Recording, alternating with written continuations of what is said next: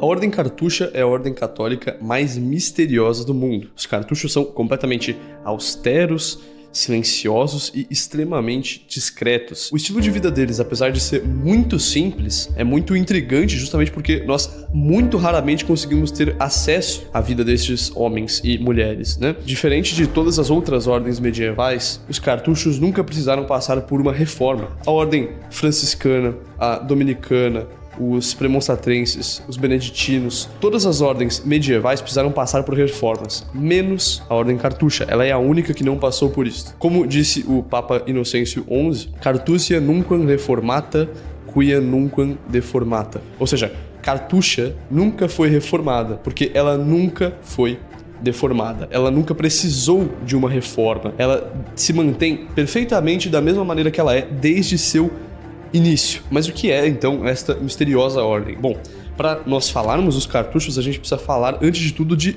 um homem que também é tão misterioso quanto a ordem, se não mais. Bem, no século XI, nós tivemos um santo na igreja, uma figura que chamava muita atenção na igreja e dominava ela, justamente, porque ele era, assim, uma pessoa muito intrigante, né? Ele não chamava atenção na igreja e não a dominava pelas suas atitudes e muito menos pelo que ele falava, mas na verdade ele fazia isso com o seu silêncio, com a sua austeridade, com a sua seriedade e com o seu recolhimento. Inclusive, estas são virtudes que seguem até hoje na ordem cartucha, né? Não à toa, talvez a ordem cartucha seja a ordem com maior índice de santidade, a gente pode dizer. Porém, ela não tem santos canonizados. Isso é uma coisa interessante, porque muitíssimas ordens religiosas possuem santos canonizados, mas a ordem cartucha não, porque não faz parte do hábito dos cartuchos querer que seus membros sejam canonizados, por mais santos que eles fossem, porque eles querem ser humildes, eles não querem holofotes para eles, né? Bem, qual que é então a história deste homem? Quem é este homem que nós estamos falando? Bom, este homem é São Bruno. São Bruno nasceu em 1030 na Colônia, uma cidade alemã que hoje em dia está ficando muito conhecida por causa de uns vídeos, né? Enfim, da grandíssima, linda Catedral Gótica de Colônia. E, enfim, foi lá que ele nasceu. São Bruno era de uma família nobre, mas ainda muito jovem, ele foi estudar na escola catedrática de Reims, aliás, na França. Ele foi um grande estudante, né? Ele se dedicou principalmente no estudo de teologia, estudou aquilo muito profundamente, e após ele ter se formado, ele foi nomeado pelo arcebispo Gervásio como o diretor dessa escola. Esta mesma escola que ele havia estudado, ele foi nomeado como o diretor dela, diretor episcopal, o diretor dessa escola episcopal, e ele permaneceu nesse cargo por quase 20 anos. Inclusive, nesse período em que ele ensinava teologia, ele foi mestre e ele ensinou pessoas que eram, assim, extremamente importantes, pessoas que viriam a ter um papel muito importante na igreja no futuro e na própria vida da ordem cartucha. Dois exemplos que nós podemos dar aqui é o futuro Papa Urbano II, que foi beatificado, e São Hugo, que ambos vão ser muito importantes, depois nós falaremos mais deles. As coisas começaram a mudar para São Bruno, né, na vida dele, quando o bispo daquela região morreu. Então, veja, nós estamos falando aqui de século XI, e nesse momento houve uma coisa que foi muito importante para a história da igreja, né, para o mundo ocidental, principalmente ali na Europa, que foi a questão das investiduras. Bom, todos nós sabemos como as coisas dão muito errado quando o governo, né, o Estado, começa a interferir em coisas que, assim, não são relacionadas a ele, com coisas da igreja. A gente pode dar, enfim, diversos exemplos dessas coisas, como a própria Inquisição, né, que é um tema muito polêmico, mas que ficou muitas vezes muito difamado, justamente por causa das atitudes políticas feitas pelo governo no lugar da Igreja Católica. E a questão das investiduras foi o seguinte: naquele momento, o Sacro Império Romano Germânico passou a nomear bispos, e não muitas vezes o Papa e outros bispos que eram verdadeiramente católicos. O Sacro Império Romano Germânico conseguiu colocar ali muitos bispos dentro da Igreja Católica que serviam principalmente aos interesses do Império e não da Igreja. Enfim, todos nós sabemos como isso dá errado, isso foi um problema muito grande que houve ali no século XI. E bem, nesse contexto, quando o bispo de São Bruno faleceu, o bispo que o sucedeu foi nomeado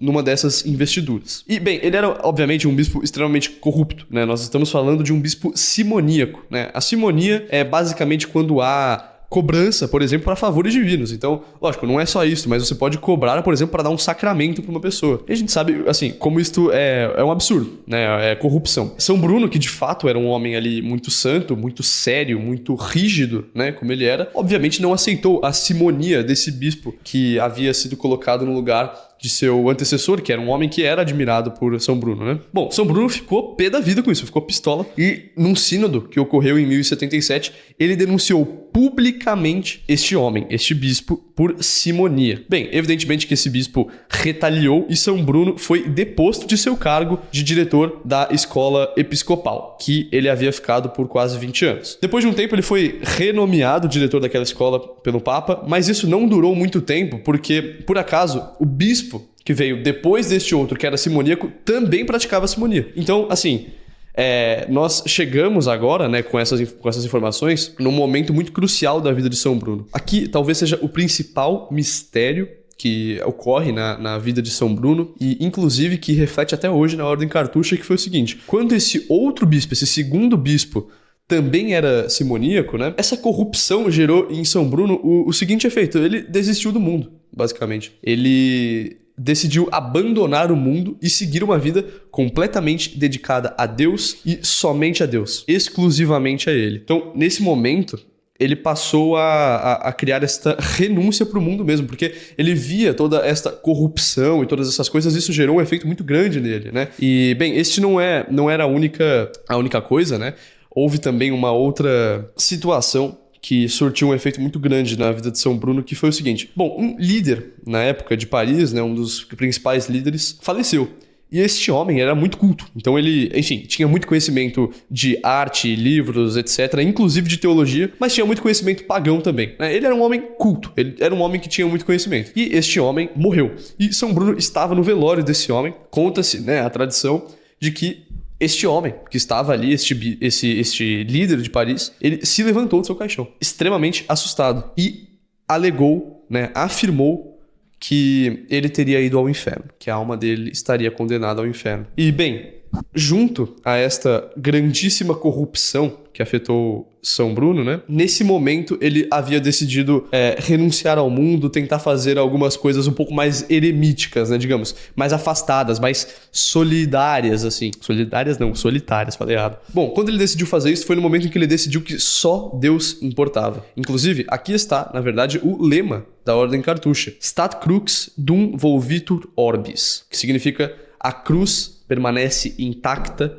enquanto o mundo dá a sua órbita. Ou seja, enquanto o mundo gira, as coisas acontecem, as coisas mudam, muitas coisas se perdem, a cruz permanece intacta e ela permanece de pé. Cristo segue vencendo e enquanto todas as coisas mudam, Deus não muda. Então este é o lema da Ordem de São Bruno, que apenas Deus importa de fato. Bem, naquele momento ele não sabia muito o que fazer, ele foi morar por um período com São Roberto de Molesme, né, que, enfim, foi um homem muito importante também para a criação de outras ordens. Mas assim, diante dessa toda situação, ele viu que não era muito bem aquilo que ele queria ainda ficar mais afastado. E depois de um tempo, né, depois de ter morado com São Roberto de Molesme, ele foi morar em um lugar ainda menor com 2 de seus discípulos. Então, 2 homens que estavam ali com ele. Enfim, esse recolhimento para ele não foi o suficiente. Ele queria ficar mais recolhido ainda, ele queria ficar mais isolado ainda para poder dedicar-se cada vez mais a Deus e cada vez menos ao mundo. Neste momento, ele foi morar naquela região que daria origem ao nome de sua ordem, que é Cartucha, né? Ele foi morar na região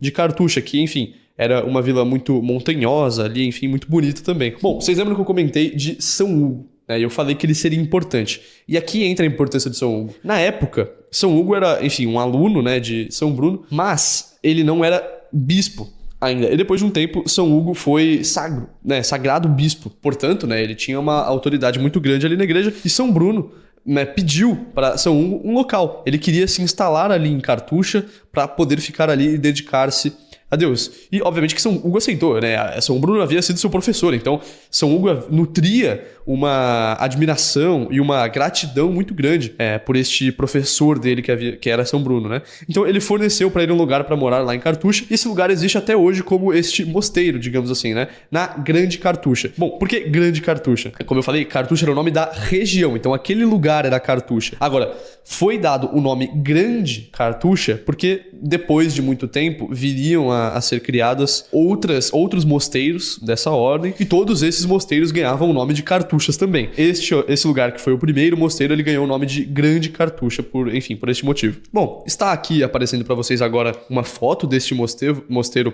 onde moravam os 7, né, tanto São Bruno quanto seus 6 discípulos. E assim, era isto. A vida deles era muito reservada, muitíssimo regrada, né? Eles viviam do seu próprio trabalho com relação à alimentação e etc. Tanto que eles tinham ali um pequeno rebanho pelo qual eles podiam se bancar no que tange a alimentação. Eles faziam um jejum 3 dias na semana e eles ficavam todos separados, tá certo? Eles não ficavam juntos, eles se reuniam eventualmente ali, né? Uma vez por dia para recitar o ofício divino e aos domingos, evidentemente, para missa dominical. E até hoje, a ordem cartucha, né, seguindo a rígida austeridade dela, segue uma coisa que eles seguiam naquele período, que estes homens seguiam, que é voto de silêncio. Então, a ordem cartucha é uma ordem que possui voto de silêncio, uma coisa extremamente rara de se encontrar. Inclusive, uma coisa que é muito interessante é que a única coisa que estes homens diziam uns para os outros, né, além das as orações ali do ofício divino, na missa e etc., quando eles se cumprimentavam, quando eles se encontravam, era a famosíssima frase memento mori, que significa lembre-se da morte, lembre-se de que você vai morrer, lembre-se de que você é mortal. Remetendo também, né, aquela passagem que diz: lembra-te que veio do pó e ao pó retornará. Então, é isso, é ficar pensando o tempo todo na morte para você não esquecer da sua conversão, não esquecer da sua santidade. Santo Agostinho, inclusive, falava o seguinte: você pode adiar o momento de sua conversão em toda uma vida, mas você não pode atrasar em nenhum segundo a hora da sua morte. Então, eles sempre se cumprimentavam com memento mori para lembrar que um dia eles iriam morrer e por isso eles precisavam ser santos, porque eles jamais sabiam quando isso iria acontecer. Além disso, eles trabalhavam ali copiando livros sagrados, porque naquela época não havia a prensa, então não era possível haver uma distribuição em larga escala dos livros sagrados, né? De qualquer livro, na verdade. Haviam pouquíssimas bíblias, né? Haviam pouquíssimos livros no geral, então eles faziam estas transcrições mesmo, ficavam copiando de outros livros ali. E, mais uma vez, eles seguiam o resto do tempo deles fazendo profundas orações, muitíssimas duras penitências e seguindo, mais uma vez, o voto de silêncio, tanto o interior quanto o exterior. Olha, para eles, né, especialmente para São Bruno, esta era a vida perfeita. Eles tinham tudo que eles queriam, eles não queriam mais nada. Porém, ele só pôde ficar lá por 5 anos, né? Ele não pôde ficar lá por muito tempo porque um antigo aluno seu, que eu já comentei aqui, o intimou, digamos assim, a retornar, né, a ir para Roma. E acontece que São Bruno não podia negar esse pedido, porque agora quem estava fazendo já não era mais o seu aluninho, era o Papa Urbano II, era o vigário de Cristo. Ele, por obediência ao Papa, né, por obediência ao sucessor de São Pedro, ele teve que aceitar, porém, que fique claro, foi contra a sua vontade. Ele não foi para Roma porque ele quis, ele foi para Roma por obediência ao Papa. Bom, quando ele chegou em Roma, ele não exerceu um cargo oficial. Ele estava lá para aconselhar o Papa, porque, na verdade, o que o Papa Urbano II queria era aquele homem que havia sido seu professor e era um homem de tamanha sabedoria, né, e um homem de tanta santidade por perto. Então, ele só queria ter este homem santo, profundamente santo do seu lado, para aconselhá-lo, para viver junto com ele, e era basicamente este o motivo do porquê o Papa Urbano II queria ele perto. E eles viviam no Palácio de Latrão. Inclusive, o Papa Urbano II até deu uma igreja para ele cuidar, enfim. Em determinado momento, o Papa Urbano II tentou fazer de São Bruno bispo. Tentou sagrá-lo bispo. Mas, enfim, é evidente que ele negou, né? São Bruno não aceitou isso, assim como muitos outros santos da igreja. Então, nós podemos citar, por exemplo, o Santo Efrem da Síria, São Domingos. E a todos eles foram oferecidos, né, esses grandes cargos de bispos. E eles negaram, porque muito do que é ser santo, talvez tudo do que é ser ser humilde. É esta humildade muito grande, né? A gente pode até dizer que, na verdade, todos os outros bispos que foram canonizados, eles só aceitaram o cargo de bispo porque eles perceberam que a igreja precisava. Eles fizeram isso por amor à igreja e não porque eles queriam, muitas vezes. Porque todos eles eram muito humildes. São Bruno, essa figura tão austera, tão recolhida, tão rígida, né, que queria uma vida tão simples, tão afastada, tão reservada, obviamente não poderia ser bispo, né? Ele negou veementemente, né, o cargo. Inclusive, existe uma pintura muito bonita sobre isso. Eu vou estar deixando aqui na tela para que vocês possam ver. Nesta pintura nós vemos o Papa Urbano II oferecendo as insígnias episcopais, né, as vestes, enfim, de bispo para São Bruno e ele negando. Você pode ver que ele nega aí, enfim, o Papa Urbano II pedindo para ele ser bispo, ele não queria. Bom, acontece o seguinte, ele continuou em Roma por um tempo. São Bruno continuou em Roma por um tempo, aconselhando ele ali e tal, mas, olha, claramente ele não queria estar lá. Ele não queria, a princípio, ter saído do mosteiro dele, em Cartucha, ele queria ter ficado lá rezando, queria ter a sua vida de penitência, viver uma vida de mortificação, e depois de tanto pedir permissão, imagino, depois de tanto encher o saco do Papa Urbano II, o Papa, enfim, eventualmente consentiu, tá certo? Você pode voltar pra sua vida reservada, não precisa ficar mais comigo, né? Bom, nesse momento, como eu falei, ele estava em Roma, né? Ele estava na Itália, ele não voltou pra Cartucho. Ele foi ter essa sua vida extremamente reservada em outro lugar da Itália. Então ele desceu no mapa, como vocês podem ver, se vocês quiserem pesquisar, ele desceu no mapa da Itália. Então, Roma, que é mais pro centro, né? Ele desceu pra área da Calábria, que tirando a Sicília ali, que tá separada, a Calábria é a região mais ao sul da Itália, né? E lá ele construiu um novo eremitério. Bom, São Bruno era um homem de uma santidade muitíssimo conhecida. Todos conheciam a santidade de São Bruno. Como eu falei, ele era um homem que no século XI chamava muita atenção, muito por causa do seu silêncio e do seu mistério, porque ele era um homem muito enigmático, inclusive, né? Agora, tendo ele esta fama tão grande, a ordem cartucha, ordem, digamos assim, porque na época nem era exatamente uma ordem, mas esta ordem, estes dois eremitérios, eles foram crescendo. E as pessoas queriam virar cartuchas. Então foi construída, além da primeira, que era em Cartucha, e além da outra de Calábria, uma terceira ordem, né? Aliás, um terceiro eremitério no qual poderiam haver estes monges, né? Porque é uma ordem semi-monástica. No ano de 1101, São Bruno morreu, nesta da Calábria mesmo, né? E as últimas palavras deste homem foram extremamente marcantes. As últimas palavras de São Bruno foram: eu creio nos santos sacramentos da Igreja Católica e, em particular, eu creio que o pão e o vinho consagrados na Santa Missa são o corpo e o sangue verdadeiros de Jesus Cristo. Nós podemos dizer que São Bruno foi quase que a definição de santidade encarnada. Ele foi um dos homens que, assim, de toda a história do mundo, mais obteve uma comunhão com Deus, né? Ele possuía uma conexão muito profunda com Nosso Senhor. Afinal, esse recolhimento, este silêncio profundo que ele preservava, silenciava, inclusive, o seu comportamento. Silenciava a voz exterior dele, para que ele pudesse prestar mais atenção na voz interior dele, prestar mais atenção nas suas meditações, prestar mais atenção em Deus e menos atenção neste mundo. Evidentemente que, apesar da ordem cartucha de fato ter crescido muito, esta não era a ideia de São Bruno. Ele queria uma coisa recolhida, né, no geral. Bom, é claro que assim, ela cresceu bastante, mas,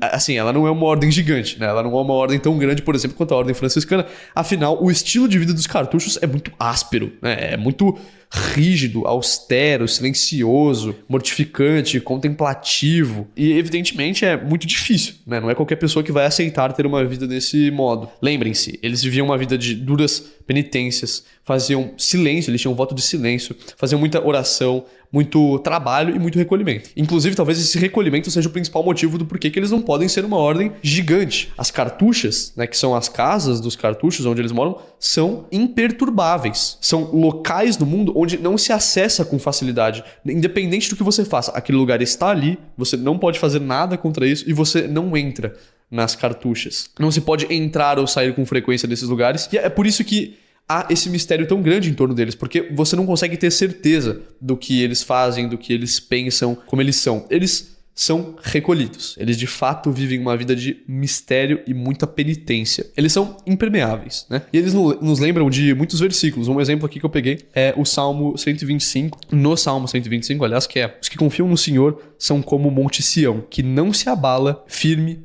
para sempre. Estes são os cartuchos. Lembrem-se do lema: a cruz segue intacta enquanto o mundo dá a sua órbita. Tudo muda.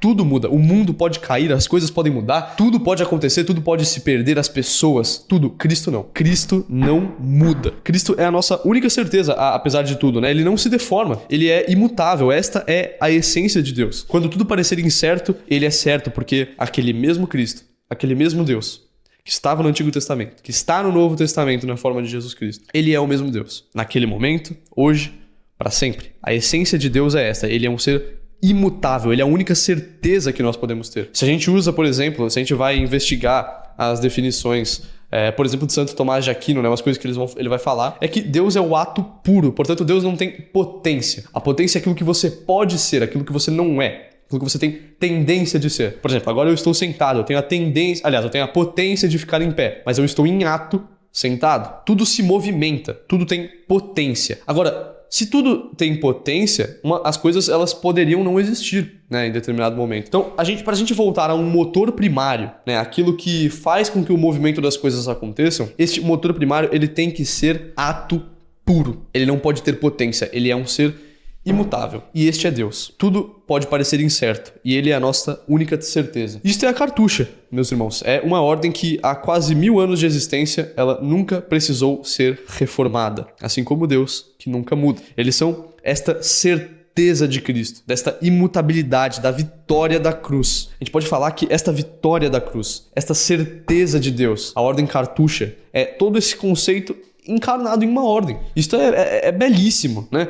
Deus, de tempos em tempos, levanta grandes santos, grandes homens que nos mostram a essência da natureza divina. São Francisco, por exemplo, né? Se São Francisco foi levantado pela graça de Deus para encarnar, para personificar a humildade de Jesus Cristo, São Bruno e a Ordem Cartucha foram levantados para personificar a certeza da vitória de Nosso Senhor Jesus Cristo e de sua Santa Igreja. Bom, mas se na época de São Bruno não havia esta certeza, assim, não havia, né, uma ordem ainda, né? Ele havia só criado os eremitérios dele ali e tal. Como que seguiu-se este voto de silêncio, esse tipo de coisa, né? Bom, no quarto prior da Ordem Cartucha foram definidos os estatutos, que são a base da vida, né, dos cartuchos e se baseiam na vida, principalmente, e nas lições de São Bruno. Afinal, até hoje, se você entrar no site dos cartuchos, por exemplo, eles se colocam como filhos e filhas de São Bruno. Eles vivem da seguinte maneira: isolados, não só do mundo como uns dos outros, porque cada um vive em uma cela, né? Eles vivem em celas individuais, nas quais eles rezam, basicamente, né? Eles rezam e trabalham muito, fazem suas penitências, etc. Eles se encontram para recitar o ofício divino e nos domingos eles se encontram também para a Santa Missa. Além disso, eles também se encontram, por exemplo, à mesa para jantar em dias festivos, em dias de solenidades, dias importantes para a Igreja Católica, mas que fique claro, eles sempre guardam, né, o silêncio, mesmo nos dias festivos. Eles se encontram para passar aquele momento juntos, mas não há conversinha, não. Inclusive, como eles são muito mais silenciosos, isso é uma coisa extremamente interessante de se dizer, é que eles possuem uma liturgia própria da missa. Existe a liturgia cartucha, que, no geral, é uma liturgia, né, uma missa mais austera, mais sóbria, mais silenciosa, e é uma missa sem música. Então ela é feita seguindo o mesmo espírito da Ordem Cartucha. Eles rezam todos os dias o ofício de Nossa Senhora e o ofício dos defuntos, menos em dias de solenidade, né? Assim como nas missas também não se reza o ofício, enfim, não se reza pelos defuntos em dias de solenidade, mas eles rezam isso todos os dias fora os dias de festa. E quando eles morrem, eles são enterrados sem um caixão. A única coisa que cobre o corpo dos cartuchos é o próprio hábito deles, é a própria vestimenta que eles utilizam, aquela vestimenta branca, né, muito bonita. É isto que cobre o corpo destes homens. Eles não são enterrados em caixões e nem nada do tipo. Sobre o túmulo